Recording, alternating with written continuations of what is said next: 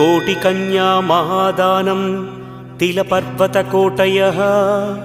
काञ्चनं शैलदानेन एकबिल्वं शिवार्पणम्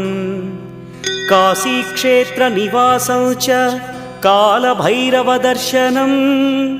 प्रयागे माधवं दृष्ट्वा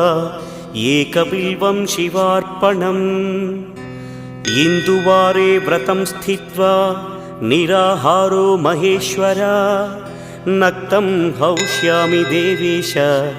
एकबिल्वं शिवार्पणम् रामलिङ्गप्रतिष्ठा च वैवाहिककृतं तथा तटाकादि च सन्तानम् एकबिल्वं शिवार्पणम्